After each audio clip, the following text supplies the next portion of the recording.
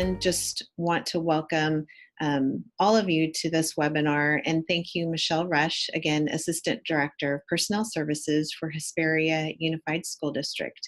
Thank you for presenting, and we look forward to hearing your expertise on this topic. Okay, so mostly what we're going to talk about are resumes and cover letters, but I'm also going to touch on job applications, references, just to kind of cover the whole gamut, because it's, you know, an important process for applying for any position from start to finish. So let's go through here. So first thing I want to talk about is job applications. So when you're filling out your applications, the majority of districts that I'm aware of now are all electronic. So for example, our district uses EdJoin. I know there are a few other options out there as well. So in our district, we utilize EdJoin. And so that's how we recruit all of our applicants for any positions that we have. We post it to the website, and then applicants are able to fill out their applications, upload their backup documentation. So when you're filling out your application, one thing that I want to encourage is that you fill your application out completely. Try not to leave your things blank. So for example, your work history, make sure that your employment dates are accurate. Also, just not leave certain things unfilled, basically, because it looks like you may not have put full effort into completing the application. On the work history portion, another thing that I want to point out is to be careful when you mark do not contact. I know there are situations where if you work in the private sector, or you may work for a charter school and your employment is at will, and you mark do not contact, we understand that there's a reason behind it, because they can pretty much let you go at any time. And I know you get kind of skeptical about wanting to mark down that you're applying somewhere else if they're not aware that you're looking for employment elsewhere. So just kind of keep that in the back of your mind when you mark it. Most agencies will still contact when it comes time to do references, but I have noticed that when it does come time for us to do references, the applicant has already notified that employer, so it doesn't become an issue. Also, the reason for leaving, if you left employment, make sure you provide a valid reason for leaving. If it's left blank or left to kind of assume why you've left, I mean, we don't really assume, but what I mean is we are left guessing. We prefer not to have to guess as to why you left employment somewhere. In your education, make sure you fill in all of your degree information. We like to see if you have a bachelor's degree, a master's degree, if you've taken additional units beyond your bachelor's, that sort of thing. References, in our application, there's a section for 3 references, and we would like that all 3 of those be completed. So I know a lot of times it's hard when you're just finishing up a program. You may not have a lot of work experience. All you have maybe is your student teaching. Include your mentor teachers, anybody that you did your student teaching with, university supervisors are wonderful references for brand new teachers. And just please make sure that you provide 3 references on the application if possible. And then the required backup documentation, you'll be surprised how many people fail to attach anything. And, if we're looking for a position that's hard to fill, such as special ed or maybe math, we will kind of look past that sometimes. We prefer not to have to. We do require, ours typically requires a resume and 3 letters of recommendation, typical minimum requirement. Also verification of credential or intern eligibility. So with the credential intern eligibility, I know a lot of times you may not have that handy because you may not have applied for the credential yet, or you're still waiting for your intern eligibility letter, or it's springtime and we're hiring for the following school year. You may not be intern eligible until August or the end of that school term. You can just do a written sort of verification that just kind of tells us where you're at in the process, just so we're aware of where you're at with your credentialing, so we don't have to kind of guess as to what that means as well. So in creating a resume, um, keep it simple. Honestly, we've seen a lot of resumes come through here, and they're either super elaborate or just not. They're really messy. I mean, I've seen every kind of resume that I could possibly think of. So 1 to 2 pages is sufficient. We do realize that you do have to sometimes go on to a second page if you have a lot of work experience prior to getting into the education field, or you have a lot of volunteer experience. But again, keep it simple. Headers to include, always at the top, you're going to want your name and your contact information. And then a professional summary, or some people put a professional goal, like you're seeking employment, in the educational field, etc. Highlights, skills is another section. Just kind of, this is a nice way to highlight your strengths. So if you're bilingual, if you have strong technology background, that sort of thing. Also your education, your degree information, if you've obtained your credential, your work history, your experience, include all of your work experience and your volunteer experience. And then references. A lot of people just put their references on the end of the resume. It's nice. This is nice to have if you're handing out resumes at a recruitment event. So when we come to the recruitment fair that they have at the university, a lot of times we just gather resumes. And so not always do we require that you go online immediately and submit an application. We're ready to schedule interviews, or we interview you right on the spot. And so sometimes if we interview you right on the spot, we're ready to hire, our administrators are ready to do references. So they like to see those on the end of the resume as well. One thing I do recommend back to the job application, don't put on the job application, please see resume for references. We like to see them on both. And then we'll go to the next page. So resume, so bullet points. One thing I recommend is doing your homework. So a lot of times it helps when you're applying for a position. If you've read the posting for the position that you're applying for, a lot of teaching positions, they're all going to look the same. And then just take the time to look at the district's website, learn about the programs that they offer, maybe implement. If you have strengths in some of the areas that are being offered in the districts that you're applying for, include that in your resume, because they're going to look at those things. They're going to they're going to see that you touched on those things and that you have some experience that can make you a little more marketable. Also utilizing keywords, which is similar to looking at the district website, looking at the posting. You can pull things from those from the postings or the district's website that you can include in your bullet points, and use keywords that are going to cater to what they're looking for. So in our district, we focus on the 4 C's. So if you're going to include things about collaborating, being creative, communicating, critical thinking, our district's going to pick up on those things because that's our focus. So there's something to think about. Yeah, you do have to do a little bit of extra work, having to go online and submit an application, but if you're focused and this is, this is the district where you want to work, then, take the time and do your homework. It will definitely pay off for you. Michelle, we have a question. Sure. Concerning work experience, if we are older and this is not our first career, can we include only the most recent or most pertinent experience? So for somebody with a maybe second career, what are your suggestions? Second career, I would definitely recommend including your previous work history. We like to see the second career, and even if it's, and that's a good way to segue into your professional summary or your professional goal. Include in that, or when we get to the cover letter, that's a good place to touch on that as well.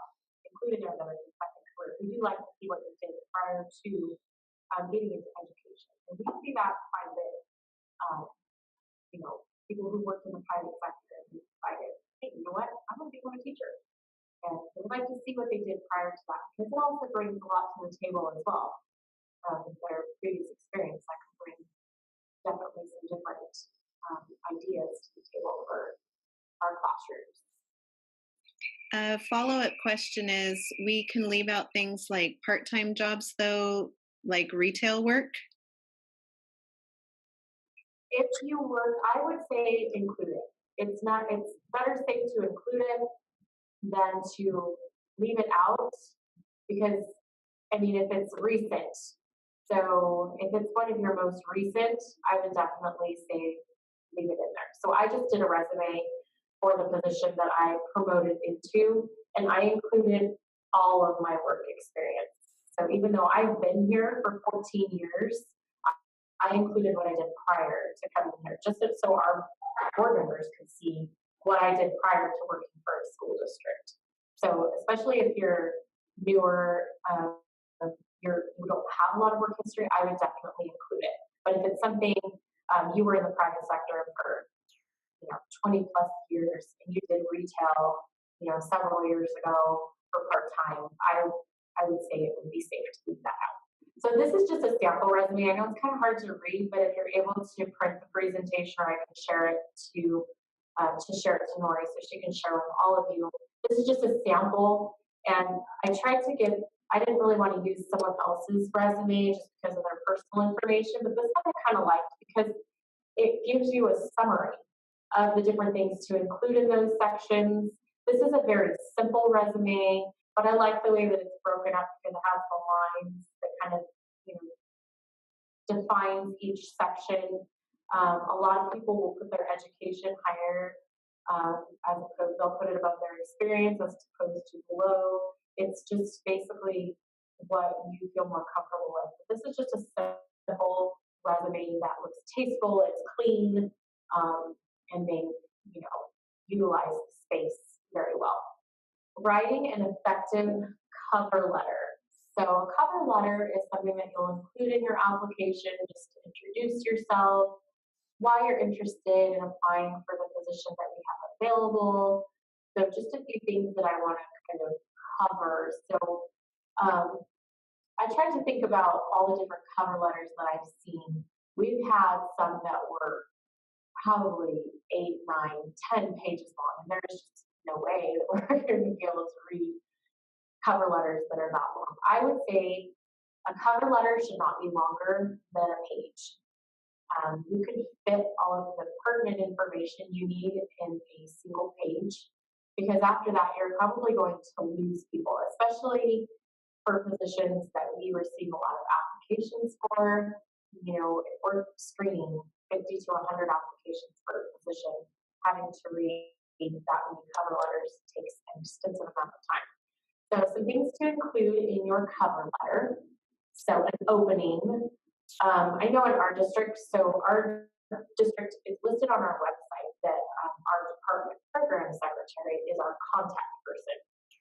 So you could dig a little deeper and find out who is your assistant superintendent of HR, or who is your person in charge of certificated personnel. So a lot of people will address those letters to either myself or our assistant superintendent, or you can just simply put to who it may concern, dear sir or madam. And then if you find out who the assistant superintendent is, or the person who's in charge of certificated personnel, you can put their name. One thing that I have seen that is kind of, you want to be very aware of. I know it's easy when you go on EdJoin just to click, click, click, click, click, and submit applications to multiple agencies at one time. And if you've addressed your cover letter to a specific agency and then you submit it to a different agency, that kind of looks bad. So just make sure that you have addressed the agency correctly. So if you're applying for a Hesperia Unified School District, just make sure that it says that I'm interested in a position with Hesperia Unified School District. Include your reason for writing. I'm writing to express my interest in the position of, or I wish to apply for the position of. Introduce yourself. give a little bit of background, that you're currently working as a whatever you're currently doing. If you're currently a student and you're in a program, let us know that information. Talk about your education, your background experience, and how it will make you a better educator. Just include things that, in your resume, you included your highlights. Maybe include some of your highlights in your cover letter. Why are you the best person for this position? I believe I would be the ideal candidate for this position because, or I consider myself to be a team player, friendly and enthusiastic, those kind of things. In your cover letter, you're introducing yourself, but you're also kind of selling yourself. So we want to like to keep it a little short and sweet as well. So thank you for taking the time to consider my application and your closing comments. Included there, if you're available for interview at any time, look forward to hearing from you. Be open to us being able to contact you if we need any additional information. And then, like I mentioned before, just kind of keep it maybe to a single page if possible. So references are very important. I know there are some agencies who don't contact references. In our district, it's required before we can even offer a position. So we do, if we have interviews and we really want to hire you, we will do one reference and then we'll do an offer, but it's contingent on all of your other references coming through.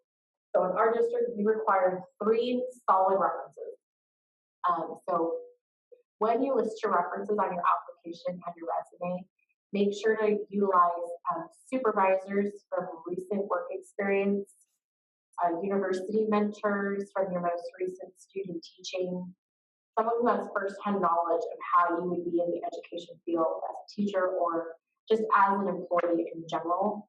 So a lot of times, if your references, if we see that they're personal references, we will actually pull from your work experience. So on your work experience on your application, the supervisor that's listed, make sure that that is also someone that is okay for us to contact, because if your 3 references that are listed don't work out, we refer back to your work experience. At least that's how we do it in our district. Do not use friends or family members because obviously they're going to have a bias. They're going to think that you're the most wonderful person on the planet, and we want them to think that. And we also want your supervisors and your mentors, anybody that you've worked with, to feel that way as well. But it's a lot better if we have those references from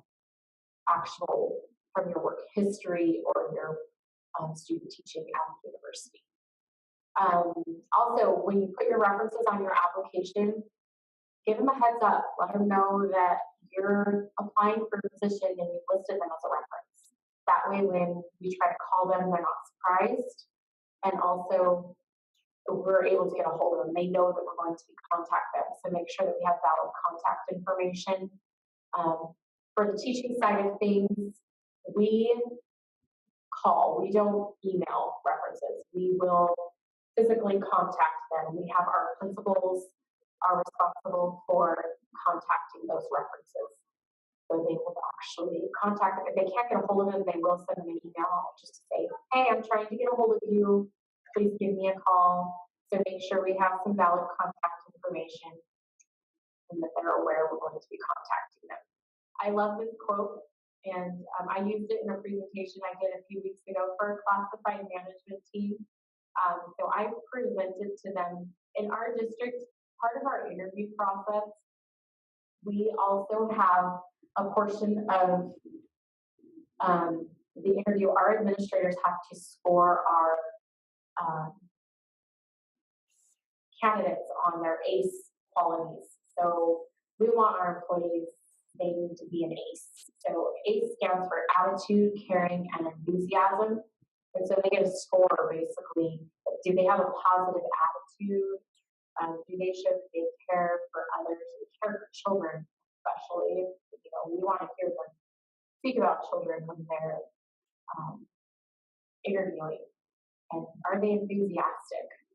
So I love this quote just because it talks about enthusiasm. We're very much, that is our focus. We want all of our employees to have those ACE qualities, not just be able to answer the standard interview questions. So something to consider too when you're interviewing, um, that positive attitude. And I know it can be nerve wracking because especially if you interview with our district, say beginning of the school year, when we start interviewing for the following school year, it's normal for us to have 10 principals on the interview panel. So it can be quite nerve wracking, but I assure you, they are very down to earth, very wonderful people, and they will make you feel comfortable. So you kind of have to find your comfort level and bring forth that energy, bring forth that positive attitude, and your enthusiasm for wanting to be an educator. So, are there any questions? I feel like I went super fast. I know they wanted it to be longer. Everybody, please feel free to use the chat box for any questions that you might have. It is such a wonderful thing that we have a wonderful resource like Michelle on this webinar. So please feel free. This is a great opportunity. Any questions that you have in regards to resumes, cover letters, please use the chat box and submit those questions. One thing that I heard you say, Michelle, this last point is so interesting because I've heard from a couple of different HR assistant soups or directors that have commented on enthusiasm. And just wanting to know that the candidate loves working with children, because it seems that maybe some people do come in and don't exude that at all. Exactly.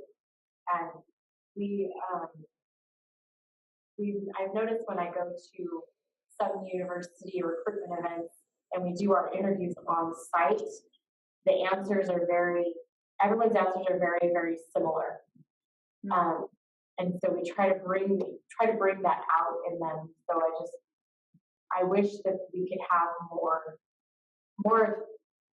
things like this where we could give this information to the students to kind of get them thinking, okay, I'm not here just to answer these 10 questions. I need to bring out all the parts of me, not just what I know about being a teacher. Bring out that enthusiasm.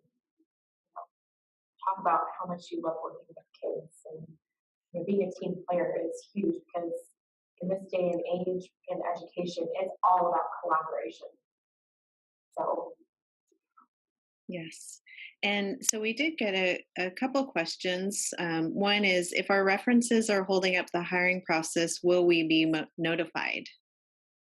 Absolutely, yes. If we are having a problem getting home references, we will definitely contact you, because you may have another contact information, or you may be able to get a hold of them a different way. So absolutely, we keep in touch with our candidates that we're interested in. We're very open with in our hiring process about doing process of doing references. We will let you know. We would love to hire you for this position if you're trying to do references, but unable to get a hold of this person.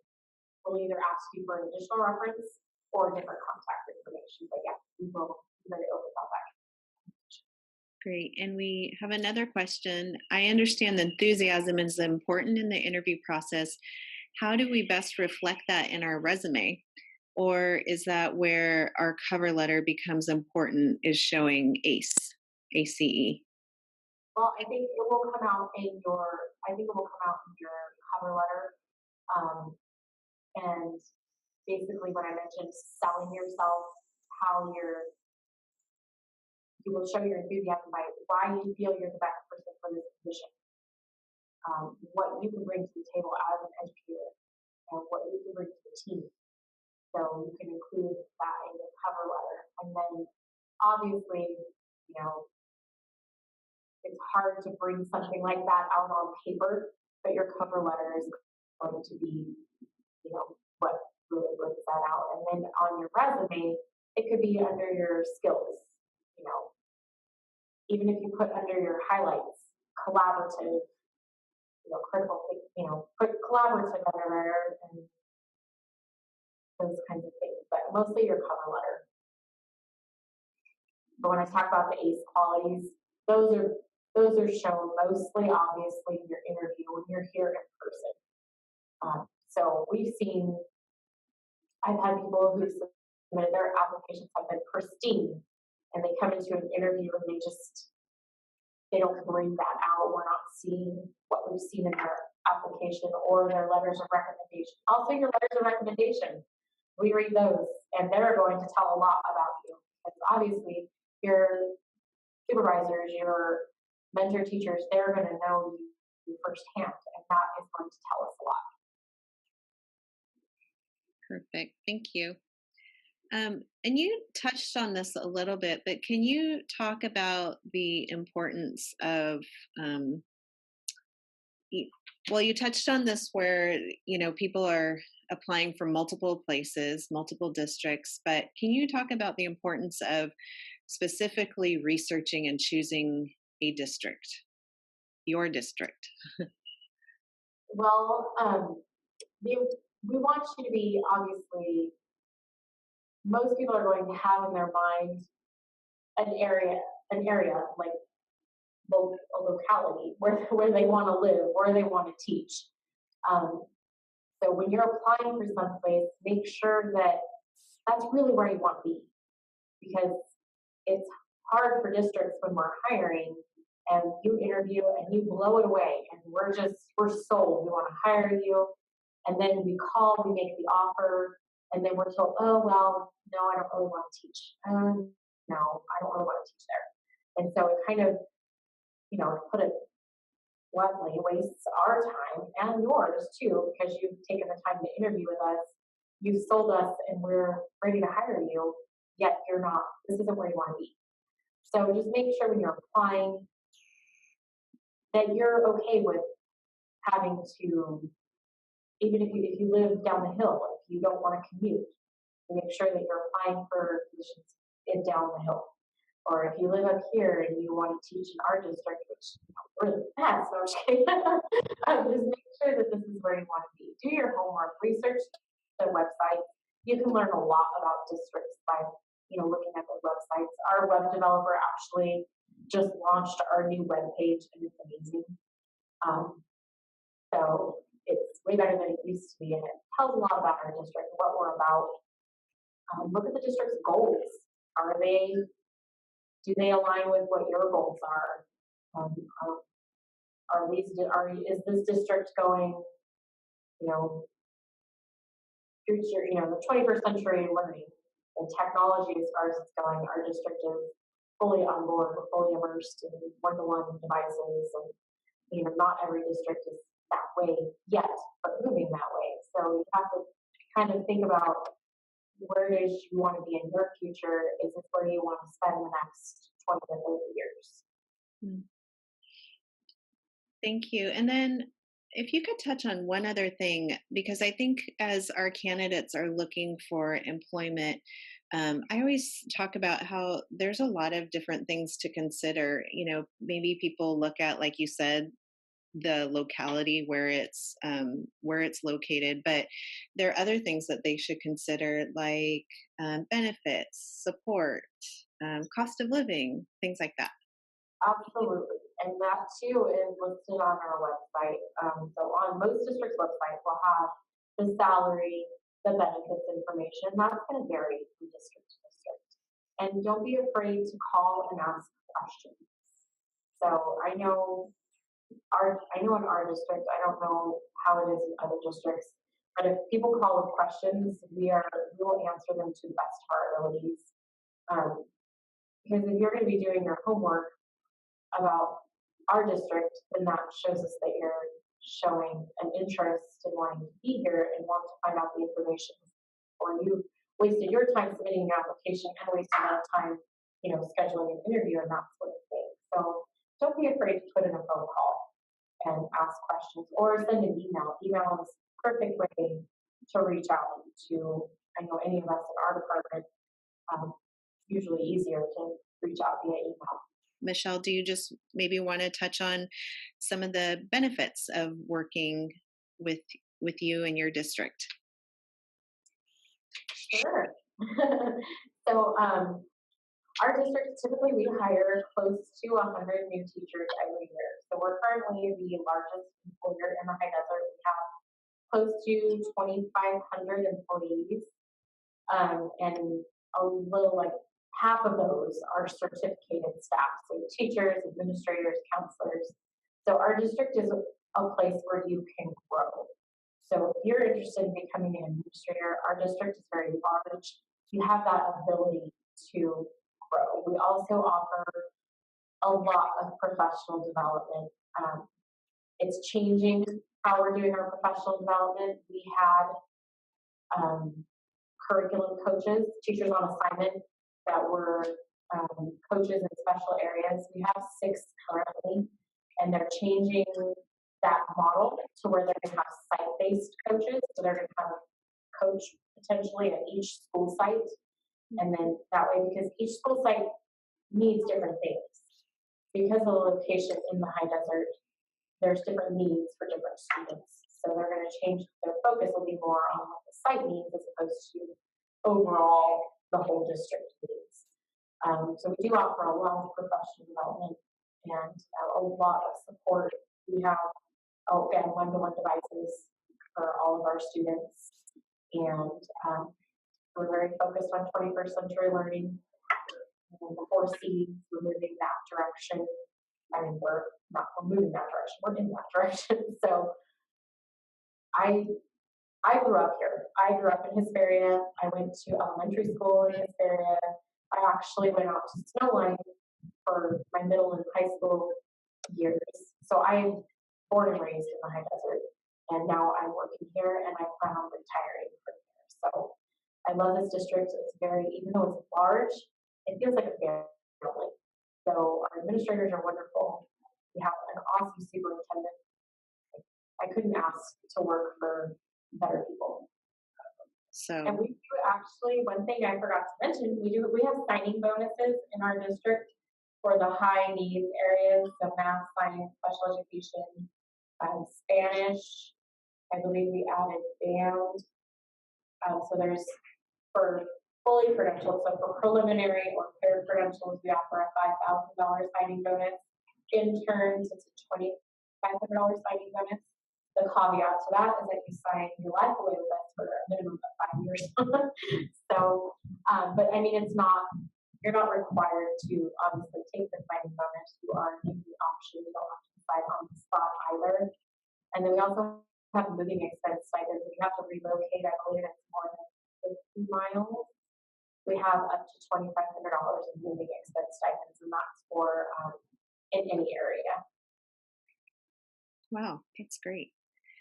We do have one question. For those of us changing careers, should we list only educational resources or supervisors from our current employer? This is a different person that asked from earlier. I would list a supervisor from your current employer, because even if it's not in the educational field, we do still want to ask, because the questions that we ask obviously are going to be more about how you are as an employee, your personality, your attendance patterns, how you get along with others, those kinds of things. It's not going to be specific to. There is a question we ask that, do you feel this person is a good candidate for the position for which they've applied for? We let them know that we're looking to hire you as a teacher. So they're more broad questions as far as learning more about your personality and how you would fit with a team. Again, thank you everybody for joining us, and thank you again, Michelle, for your time. You're Appreciate very welcome. Thank you. it. Okay. Have a great evening, everyone.